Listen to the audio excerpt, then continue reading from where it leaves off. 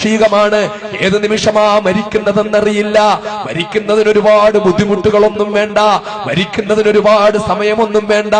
ഏത് നിമിഷമാണ് മരണം സംഭവിക്കുന്നതെന്നറിയില്ല. അല്ലാഹു തആല മരിക്കുന്നതിന് വേണ്ടി സൃഷ്ടിച്ചിരിക്കുന്ന ഓരോ കാരണങ്ങള്. 2 ദിവസം മുമ്പ് എന്റെ സഹായിയായ റജീബിന്റെ ഭാര്യയോടൊപ്പം വർക്ക് ചെയ്യുന്ന അതേ സ്ഥാപനത്തിൽ വർക്ക് ചെയ്യുന്ന ഒരു സഹോദരിയുടെ കുട്ടി മരിച്ചു. എങ്ങനാ മരിച്ചെന്നറിയോ? മകൻ സ്കൂളിൽ പോയ മകനാണ്. അവിടെ വെച്ച് ഛർദിലുണ്ടായി, രക്തം ഛർദിച്ചു, മുഖമൊക്കെ നീലിച്ചു, ഛർദിച്ചു മരണപ്പെട്ടു. എന്താ മരിച്ചത്, എങ്ങനാ മരിച്ചത് ഒന്നും അറിയില്ല. എന്നിട്ട് ഡോക്ടർമാര് പോകുമ്പോൾ കുഞ്ഞിന്റെ ഉള്ളിലേക്ക് വിഷം കലർന്നിട്ടുണ്ട്. വളരെ ശ്രദ്ധിക്കണേ, കുഞ്ഞിന്റെ ഉള്ളിലേക്ക് വിഷം പോയിട്ടുണ്ട്. വിഷം എങ്ങനാ പോയത്? രാവിലെ കുഞ്ഞിന് പാല് കൊടുത്തിട്ടുണ്ട്. പാല് കാച്ചി കൊടുത്തതല്ലാതെ മറ്റൊന്നും വിഷം കലരാൻ സാധ്യതയില്ല. നേരെ വന്ന് ഫ്രിഡ്ജിലേക്ക് വന്ന് വീട്ടിൽ വരുന്നു. ഫ്രിഡ്ജ് വന്ന് തുറന്നു നോക്കുന്നു. പാല് നോക്കുമ്പോൾ പാല് കടും നീല കളറിലിരിക്കുന്നു. എന്താണ് പാലിൽ സംഭവിച്ചത്? ഫ്രിഡ്ജിൽ ആരാണ് കയറുന്നത്?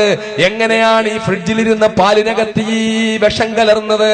മുകളിലത്തെ ഫ്രിഡ്ജിൽ അതിന്റെ തൊട്ട് മുകളിലത്തെ തട്ടില് വലിയ ഒരു കെട്ട് ചീര വെച്ചിട്ടുണ്ടായിരുന്നു. ആ ചീര ഒന്ന് അഴിച്ചു നോക്കിയപ്പോൾ അതിനകത്തുനിന്ന് 6 മൂർഖൻ കുഞ്ഞുങ്ങൾ പുറത്തേക്ക് വരികയാണ്. ആ ചീരയ്ക്കകത്ത് 6 മൂർഖൻ കുഞ്ഞുങ്ങളിരുന്നു. ആ മൂർഖൻ കുഞ്ഞുങ്ങളിൽ ഒന്ന് വന്നിട്ട് ഈ പാലിൽ തൊട്ടു. ആ പാല് കുടിച്ചു. ആ പാലിൽ തൊട്ടതോടെ പാല് നീല നിറമായി. ആരെങ്കിലും ചിന്തിച്ച മരണമാണോ ഇത്? ആരെങ്കിലും ചിന്തിച്ച മരണമാണോ ഇത്? 3 ദിവസം മുമ്പ് സംഭവിച്ച മരണമാ ഞാൻ ഈ പറയുന്നത്. ആരും ചിന്തിക്കാത്ത മരണമാ. ഈ ഇരിക്കുന്ന ചീര മാർക്കറ്റിൽ നിന്ന് വാങ്ങിച്ചോണ്ട് വന്ന് വെച്ച ചീരയ്ക്കകത്തൊന്ന് ഗൗരവത്തിൽ ശ്രദ്ധിക്കാനും കൂടി സഹോദരിമാരോട് പറയുകയാ. കെട്ടായി കൊണ്ടുവരുന്ന സാധനം എടുത്ത് ഫ്രിഡ്ജിലേക്ക് സൂക്ഷിക്കുമ്പോൾ അതീവ ജാഗ്രത ഉണ്ടാകണമെന്ന് ഞാൻ ഓർമ്മിപ്പിക്കുകയാ. അതിനകത്ത് ഈ സാധനം ഇരിക്കുന്നെന്നാരെങ്കിലും കണ്ടോ?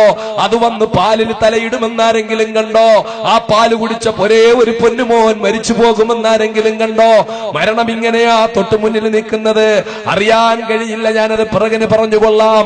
എന്റെ പ്രിയപ്പെട്ട സഹോദരങ്ങളെ, ഈ മരണം നമ്മളെ ഇങ്ങനെ ഗ്രസിക്കാൻ നിൽക്കുമ്പോൾ അടുത്ത സമയത്ത് കരുനാഗപ്പള്ളിയിലെ പുത്തൻതെരുവില് നിങ്ങളെല്ലാം കണ്ടതാണ്, ഗ്യാസ് വണ്ടി പൊട്ടിത്തെറിച്ചു മരിച്ചു.